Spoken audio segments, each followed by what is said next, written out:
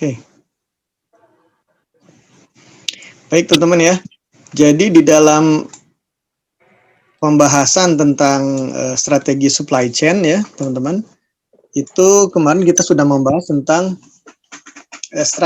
strategic fit framework ya. Jadi kita sudah bahas itu kaitannya dengan karakteristik dari produk ya enggak? Ada produk yang kategori fungsional ya enggak? Ada yang inovatif. Kemudian strategi pun ada yang responsiveness, ada juga yang satu lagi apa? Ya, efisien ya. Nah, strategi efisiensi sama responsiveness ya. Nah, kaitannya dengan strategi dan performance itu ya, ada satu lagi konsep yang namanya decoupling point ya. Decoupling point ini sebetulnya mungkin teman-teman sudah pernah dengar ya di mata kuliah lain, itu ada 4 ya, ada 4 jenis. Ya, mungkin pernah dengar lah. Ada istilah MTS, make to stock, ada ATO, assembly to order, ya enggak? Ada make to order, MTO nih. Ada engineer to order, ETO. Pernah dengar ya? Pernah nggak? Pernah? Belum, Pak. Masa di mata kuliah apa kira-kira nih adanya? Make to stock, assembly to order, make to order, engineer to order.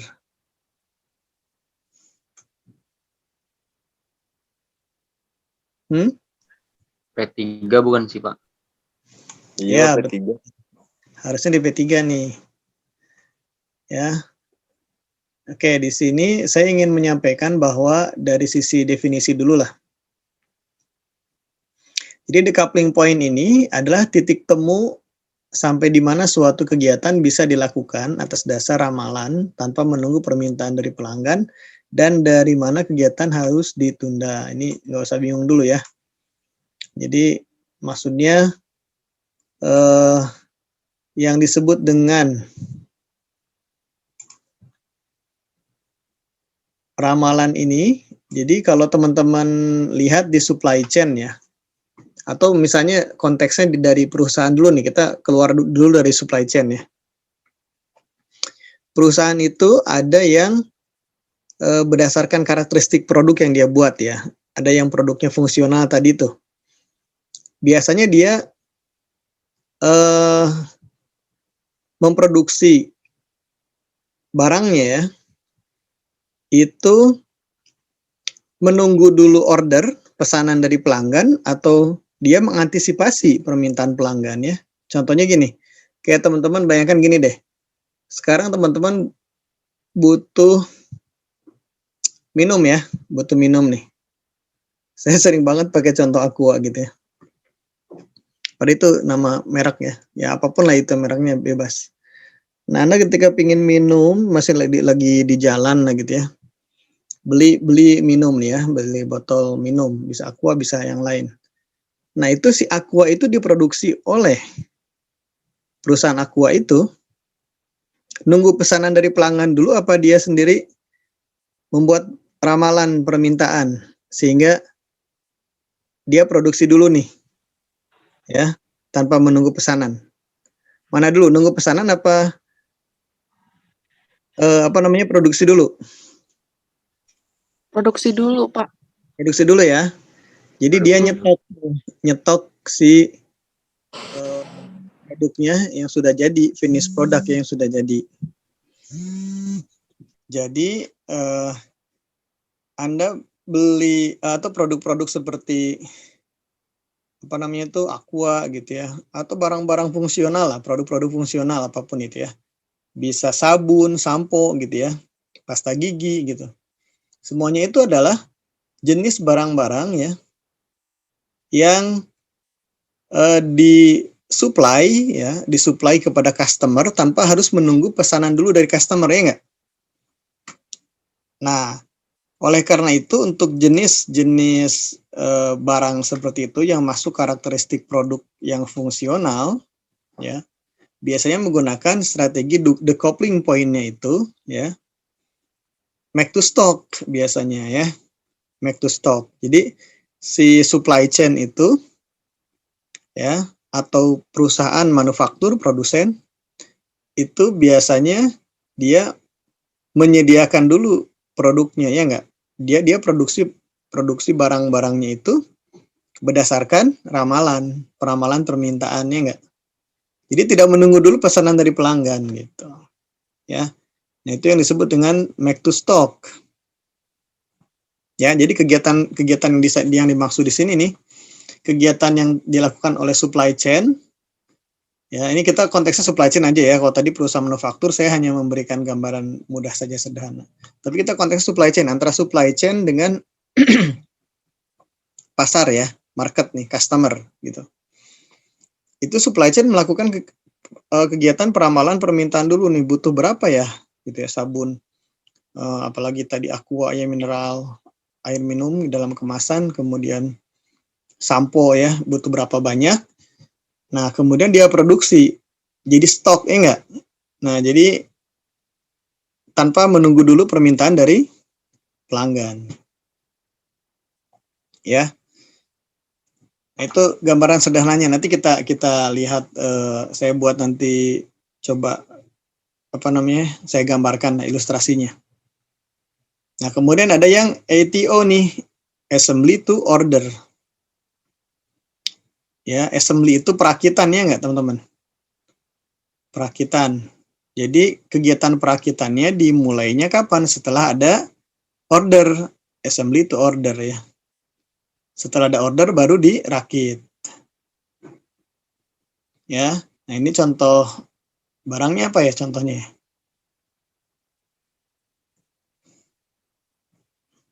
Assembly to order. Biasanya Jadi, mobil gitu, Pak. bukan ya mobil bisa. Jadi bukan barang jadi yang yang disiapkan oleh si supply chain itu. Ya, baru jadi barang jadi itu kalau ada permintaan. Muncul dulu permintaan nih dari customer. Ya, baru kemudian di kegiatan perakitan baru dilakukan.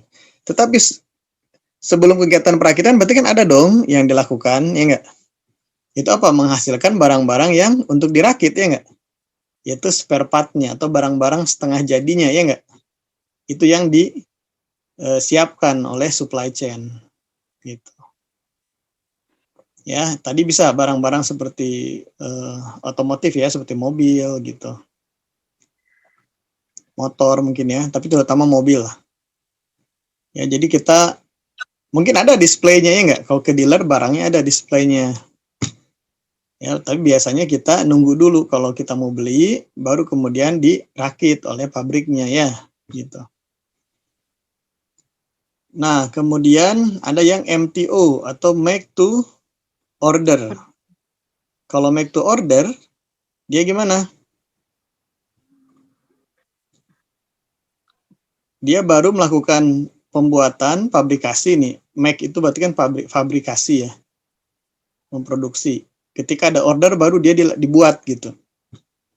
Ya, berarti dia buat dari bahan baku ya enggak? Dari bahan baku dia buat. Jadi barang setengah jadinya pun dibuat gitu. Barang jadinya apalagi belum ada sama sekali ya enggak? Di make to order nih. Kapan dibuat difabrikasi ketika ada order. Ketika muncul order, ada pesanan baru dibuat, difabrikasi ya. Jadi inventorinya dia kebanyakan adalah raw material. Kalau di sini di ATO inventory dia ada yang setengah jadi, ada yang raw material ya enggak? Tapi kebanyakan setengah jadi. Kalau di sini inventory dia sampai ke finish product atau barang yang sudah jadi ini. Ya. Nanti saya buat ilustrasinya deh. Nah, sementara ini sekilas dulu. Nah, make to order ini contohnya apa ya, teman-teman ya? Barangnya atau produknya. Yang dia baru dibuat kalau ada pesanan. Lemari mungkin, Pak. Yang paling mudah mungkin Makanan, Pak. Makanan yang paling mudah ya. Iya, Pak. Benar, paling mudah makanan sih ya, di restoran itu rata-rata make to order, ya nggak? Di restoran, Ya. di catering itu make to order. Mereka punya menunya, ya nggak? Ada daftar menunya, tapi belum siap makanannya, ya nggak? Harus dibuat. Betul, Pak. Ada kan bahan bakunya, ya nggak? Ada Iya, Pak. Ada. apa namanya, buat sayur-sayurannya ada, buat lauk pauknya ada, tapi belum diolah, gitu. Belum disiapkan. Bisa ya itu. Tapi kalau yang lain kira-kira apa contohnya?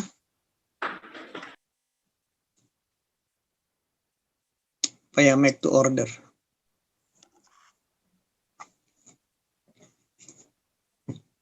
Furnitur kan, Pak? Apa kurang keras ya suaranya ya, Arsi ya? Bisa nggak dikencengin? Suaranya yang kenceng. Ini misalnya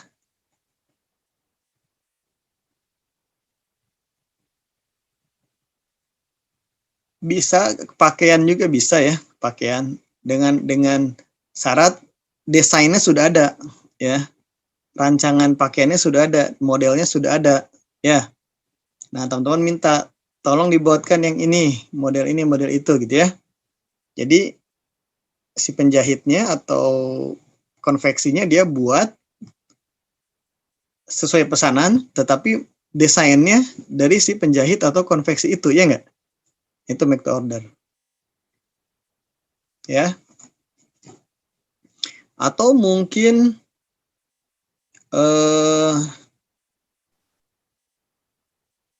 pabrik ini, bengkel, bookshop atau pabrik yang bisa membuat alat-alat ini, alat-alat pertukangan, alat-alat permesinan ya. Jadi kalau si pelanggannya ya ada yang memesan, mengorder, saya tolong dibuatkan mesin apa namanya,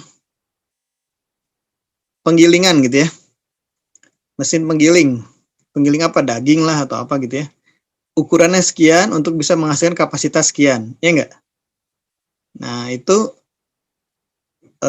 dia make to order tuh. Ya, dia membuat sesuai dengan pesanan. Gitu ya. Dia sudah punya bahan-bahan bakunya, besinya segala macam gitu ya. Peralatan apa komponen-komponennya mungkin dia sebagian besar sudah ada, raw materialnya lah terutama. Ya. Nah, harus dipabrikasi nih, dibuat gitu. Apalagi ya? Ya banyak. Tadi alat-alat pertukangan, contohnya palu, pisau, ya enggak? Apa itu kan? Ya, kita tinggal pesan ke pandai besi, tolong dibuatkan. Saya minta dibuatkan pisau dapur atau misalnya golok, ya enggak? Tolong dibuatkan ya kan? Itu pun sama. Kalau saya nih gambarnya ngeblur apa nyatu begini. Sebentar.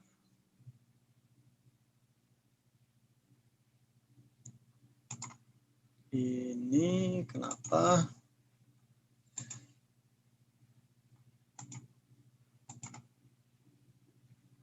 Baik, itu ya. Nanti saya buatkan ininya deh, buatkan ilustrasinya.